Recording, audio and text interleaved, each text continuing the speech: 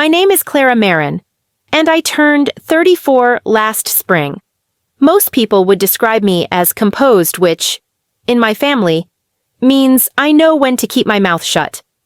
I restore antique furniture for a living, breathing life back into things other people have forgotten. I thought that skill made me patient.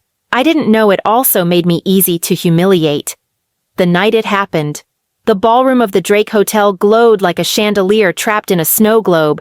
My father, Richard Marin, developer, philanthropist, self-made god, was turning 70. The waiters floated by with trays of champagne, and the air smelled of money and orchids. He stood beside me, hand heavy on my shoulder for the photographers. I smiled for the flashes, counting each one like seconds before freedom. Then he raised his glass. To family, he said, his voice smooth as marble. To loyalty. I turned toward him just as the sound cracked through the room, his palm against my cheek. Sharp and deliberate. For a second, I thought the chandeliers had shattered. Then the burn spread, and I realized it was my skin. "You're a disgrace," he said, loud enough for the microphones. "You're cut from the $120 million will." Someone gasped. Someone else laughed. The rest just recorded. The room glittered with phones instead of sympathy. My stepmother, Vivian, whispered his name, but her eyes stayed fixed on the cameras. My brother looked away. I set my glass down. Quietly, because that's what I do, fix the mess without making more of it. Then I walked out. Outside. The snow had started, soft flakes landing on the welt across my cheek. The city hummed, indifferent. I kept walking, heels sinking into slush, the echo of applause still in my ears. By the time I reached Michigan Avenue, the videos were already online. Somewhere behind the hotel's glass walls, my father was still smiling for the crowd. By morning, my face was everywhere. Billionaire slaps. Daughter at party. The headline ran across the screen like a wound that wouldn't close. Every outlet had a different freeze frame of the moment my cheek twisted. His hand, still in motion. A constellation of phones glowing around us. The comments scrolled faster than I could read them. Some called me spoiled. Others called me brave. None of them knew me. My phone buzzed nonstop. A metallic hum that filled the apartment like static. Classmates I hadn't spoken to in years wanted interviews. Former clients wanted to check in. Even my ex sent a message. "You okay?" as if the question could fit what had just happened. Only one text mattered. From my brother, Owen. "Dad went too far, but don't talk to the press. Please, please." That was the word that broke me. Not sorry. Not are you hurt, just a plea to protect the family brand. I stared at the screen until my reflection blurred in it, then dropped the phone into the kitchen sink. The splash was louder than I expected. For a moment, I watched it drown, bubbles rising, screen still flickering like a heartbeat refusing to stop. The apartment smelled faintly of turpentine and old wood, the scent of work waiting for me on the table, a mahogany chest from the 1880s, half restored, half forgotten. I pressed my palm against its surface. The grain was smooth under my fingers. Patient. Wood, at least, doesn't pretend. It breaks honestly. I thought about calling my father. Then I remembered the flash in his eyes before he struck me. Not anger. Something colder. Calculation. Like he wanted the world to see. The radiator clicked on, hissing softly. I sat on the floor, knees pulled to my chest, the sound of water dripping from the sink in slow intervals. Somewhere in the distance, a train horn echoed through the city. It reminded me of summers when I was little, sitting by the window, tracing the sound as it disappeared.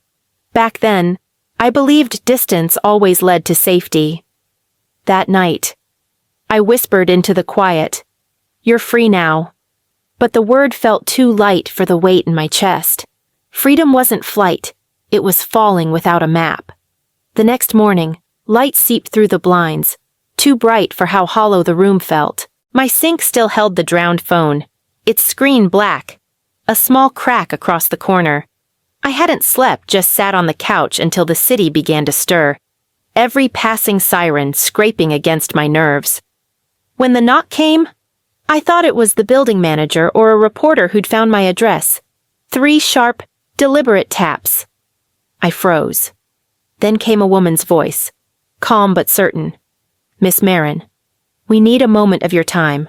Through the peephole, I saw 3 people in dark coats, no cameras, no microphones, lawyers, by the look of them. I opened the door, halfway. The woman at the front was in her 50s, silver-streaked hair pinned neatly, eyes patient. She held out a business card, Judith Blackwell, senior partner, Blackwell and Hartman LLP. "May we come in?" My throat tightened. If this is about press charges against my father. "It isn't," she said softly. "We represent your biological father." The words didn't land right. "My what?" Judith stepped forward, placing a thin folder on my kitchen table. "He's been searching for you for 35 years. The air went still. My hands tingled as I reached for the folder, half expecting it to vanish. Inside, there was a faded photograph, a baby wrapped in a yellow blanket, a silver bracelet glinting on her tiny wrist. The same bracelet I'd worn my whole life, small, dented, engraved with a pattern of stars. Behind Judith, one of the men spoke quietly. The child in the photo was reported missing in Portland, Oregon, in June 1990. The case was never closed. I stared at the photo until the room tilted. "This isn't my parents adopted me." "Not exactly," Judith replied. "We'll need your consent for a DNA test. It's voluntary, but it could bring clarity." Clarity? The word felt cruel. My signature wavered across the page, ink bleeding slightly where my hand shook. When they left, the apartment seemed smaller, the walls pressing in. I looked down at the bracelet, the one my father once said was a family heirloom. For the first time, I wondered whose family he meant. The days blurred together, coffee gone cold, unanswered calls, the world outside moving as if nothing had changed. I went to the lab the next afternoon, sleeves rolled up under fluorescent light while a technician swabbed the inside of my cheek. "Just a few seconds," she said. My voice barely worked enough to thank her. After that, it was waiting. Judith called every couple of days, her tone measured, her pauses heavy. "We'll know soon," she kept saying, as if there were comfort in that. I didn't tell anyone, not Owen, not a single friend. Some truths rot when spoken too early. On the 5th morning, an envelope waited on my doormat, sealed, heavy, stamped with a blue emblem, Portland Police Department, 1990. My fingers wouldn't cooperate as I tore it open. Inside, a single page. Result match 99.9%. Name Lila Eleanor Carver. I stared at it until the letters blurred. The air left my lungs in slow pieces, as though the room had lost oxygen. Lila. The name tasted foreign, like a word meant for someone gentler. Judith arrived within the hour, her expression careful. She set down another folder, thicker this time, and unfolded a series of photocopied documents, wire transfers. A confession from a dying woman named Maria Santos. "She was your nanny," Judith said. "Vivian paid her $50,000 to look away for 5 minutes during what she called a private adoption. But it wasn't. The edges of my vision pulsed. Vivian. My voice came out smaller than I intended. Judith nodded. "Your stepmother arranged the falsified papers through an agency in Mexico. Your father funded it, but she orchestrated it. The agency shut down months later. $50,000. I tried to picture what 5 minutes cost in that currency. What 34 years had cost me. In the silence that followed, my mind reached back to the night of the party, to my father's voice like a verdict. I made you who you are. At the time, I thought it was cruelty. Now it sounded like truth. I pressed my thumb against the bracelet on my wrist, the silver cool, the engraving worn smooth from decades of skin. It gleamed faintly in the light, as if recognizing the name I'd never known was mine. 3 days after the results came in, Judith called. Her voice was careful, the way someone speaks before changing another person's life. He's here, Clara. Or Lila. He's in Chicago for business. He asked if you'd meet him privately. No pressure. The name felt foreign in my mouth, like a word I wasn't ready to claim. But curiosity beat fear. I said yes. We met at a quiet cafe near the river. The kind of place where conversations could stay hidden under the hum of espresso machines. Judith introduced him simply. This is Magnus Carver. He stood as I approached a tall man, late 60s maybe, hair silver at the temples. Eyes a clear green that startled me. They were my eyes. We both hesitated before sitting, unsure how to begin a sentence 35 years long. I don't know what to call you, I said softly. Magnus is fine, he replied. You don't owe me anything formal. He reached into his briefcase and placed a small box on the table. Inside were envelopes tied with ribbon, edges yellowed with time. Your mother wrote one every year, he said. Birthdays, holidays. She refused to believe you were gone. The handwriting was looping, graceful, to my Lila. For when you come home. I untied the ribbon, fingers trembling, and opened the top letter. The ink had faded, but the words carried warmth. If the wind touches your face today, that's me. I'm still here. I always will be. Tears blurred the page. I covered my mouth, afraid of the sound that wanted to escape. Magnus looked down, his own eyes wet. She passed 5 years ago, he said quietly. But she never stopped writing. I found her at the table once, halfway through another letter. The cafe around us dissolved into background noise. All I could see was that neat, patient script, 35 years of hope preserved on paper. She waited for me, I whispered. She never stopped believing, Magnus said. He pushed a folded photograph toward me, a woman with warm eyes and a smile that felt like sunlight. Eleanor, your mother. Something loosened inside me than a knot I'd carried my whole life. For the first time. The word home didn't mean an address or a last name. It meant this letter's grief. And a man who had never stopped looking. The first letter from the FBI arrived 2 weeks later, formal, beige, and colder than any courtroom. By then, Judith had already coordinated everything. I was no longer Clara Marin in the paperwork. The file read, Lila Eleanor Carver, victim, ongoing federal case. Seeing the name in print made my stomach tighten. A name can look like freedom and still feel like an accusation. 2 agents met me at Judith's office, both polite in the practiced way of people trained not to flinch. They explained the process: a reopened kidnapping case from Portland, cross-state documentation, federal jurisdiction. I handed over the silver bracelet I'd worn since childhood. One agent placed it carefully into an evidence bag, sealing it with a click that sounded too final. I felt bare without it, as if a part of my wrist had been erased. The story leaked within 48 hours. Reporters swarmed outside my building. Camera lenses followed me to the grocery store, the lab, even the courthouse steps. Kidnapped heiress, discovered alive after 35 years. Every outlet wanted an exclusive. Talk shows offered money, documentaries, promises of empowerment. I said no to all of them. Silence was the only thing I could still control. Vivian's denial began to crumble when federal auditors uncovered the bank transfers, 5 payments totaling $50,000, each labeled consulting. The dates matched the months after my disappearance. Judith showed me the printouts, the numbers as neat as signatures. It's over for them, she said. But nothing about it felt over. That night, Cole came to my apartment. He looked older, or maybe just smaller inside his guilt. He kept running a hand through his hair, unable to meet my eyes. I heard her once, he said quietly. Vivian, I must have been 10.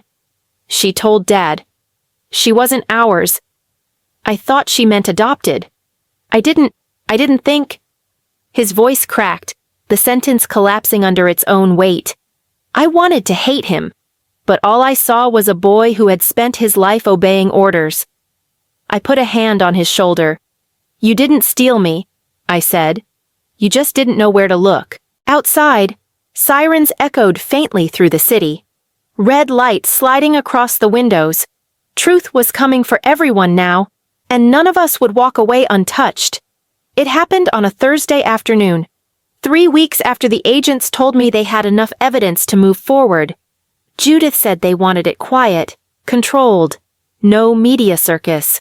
But nothing involving my father had ever stayed quiet for long. I sat in a parked car across from the Ravenswood Country Club, engine off. Windows half open to the spring air. Through the tall hedges, I could see the white umbrellas, the flash of linen suits, the glint of champagne flutes. My father's kingdom of charm and networking, where every deal began with a toast and ended with a photograph. He was there, just as Judith predicted, sitting at his usual table near the terrace rail, a man still convinced the world bent to his will. Vivian was beside him, her pearl earrings catching the light, the picture of restraint. They looked untouchable. Then the black SUVs rolled in. Doors opened. Agents stepped out. Navy windbreakers catching the sun. The sound of radios broke through the soft murmur of the club. For a second, no one moved. Then someone shouted, "FBI." The patio froze. Glass shattered. A waiter dropped a tray. Cameras, phones. The kind that had destroyed me months ago rose into the air, capturing every second. I saw the agents take my father first, his expression shifting from irritation to disbelief. Then to something I hadn't seen since childhood: fear. Vivian's face went pale as they cuffed her wrists. "From my car," I whispered. "You stole me." The words left my mouth like smoke, barely there, but real. The crowd swelled, voices overlapping, a chaos of shouts and questions. My father turned once, scanning the parking lot, eyes searching as if he could feel me watching. For the first time, he didn't look like a titan or a man in control. He just looked small. As they led them toward the cars, reporters called out my name. I lowered my head, hands gripping the steering wheel. Across the street, a woman laughed nervously, filming with trembling hands the same ritual of voyeurism that once destroyed me, now documenting their ruin. Justice was supposed to feel clean, but as the sirens wailed and the cameras clicked, all I could taste was ash. The courtroom smelled faintly of paper and polish, the air too still to breathe easily. Reporters lined the benches like vultures in suits. I sat behind the witness stand, palms pressed against my knees. The silver bracelet returned to me and glinting under fluorescent light. When the clerk asked me to state my name for the record, I heard my own voice before I felt it. Lila Eleanor Carver. The syllables left a tremor in the air. Somewhere behind me, a camera shutter clicked. My father, Richard Marin, or whatever name he deserved now, sat at the defense table. His jaw tight, his posture perfect. Vivian beside him looked smaller than I remembered. Her shoulders hunched as if the weight of the truth had finally found her. The prosecutor's voice was steady. "Mr. Marin, you are accused of orchestrating the illegal adoption and concealment of this child. Do you deny it?" He didn't look at her. He looked at me. "I gave her a better life," he said, each word deliberate. She would have had nothing. Something cold and electric surged through me. I met his eyes. "You didn't give me life," I said quietly. "You borrowed it." The silence that followed was so complete, I could hear the pen drop from the stenographer's hand. Richard's gaze faltered for the first time. Vivian began to cry, soft and broken, whispering things I couldn't make out. Maybe prayers, maybe excuses. The judge read the verdicts in a voice that belonged to no one. "Guilty on all counts: kidnapping, fraud, obstruction of justice." Richard didn't move. He sat there as if carved from the same marble he used to build his empire. Vivian collapsed into her lawyer's arms, sobbing openly now, mascara bleeding into the collar of her blouse.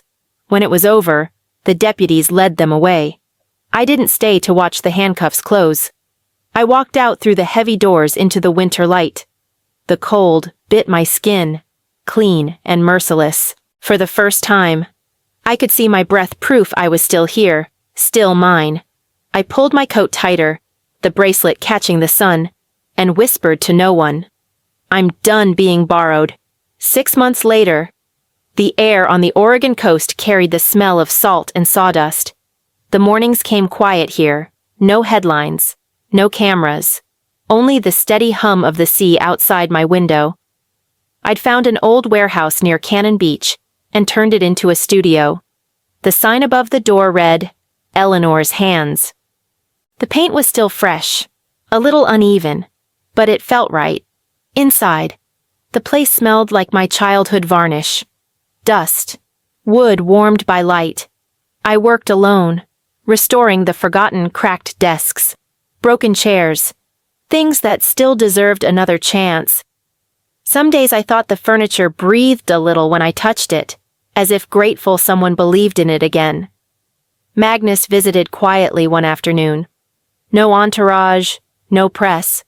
Just him, carrying a small velvet box. His hair had grown grayer, his eyes softer, but the weight of years still lived behind them. He didn't say much. He never needed to. I kept this, he said finally, opening the box. Inside was a silver bracelet identical to mine, only larger, its metal worn thin from decades of waiting. He placed it in my palm. I thought, if I ever found you, they should be together again. The sunlight shifted through the window, striking both bracelets where they touched. For a moment, the light shimmered between them like something alive. I fastened his next to mine, the metal cool against my skin, and when I looked up, his eyes were wet. We stood there in the quiet, the sound of waves breaking somewhere beyond the walls. No speeches, no apologies, just time folding itself back into place. That night, after he left, I sat at my workbench and wrote in my journal, hands still stained with polish. I wasn't made by the people who broke me. I was remade by the truth. I looked around the studio, the tools, the wood, the glow of the lamp on the unfinished table. Every piece I restored felt like a conversation with the past. A way of learning that healing isn't erasing what happened. It's building something that finally fits the life left behind.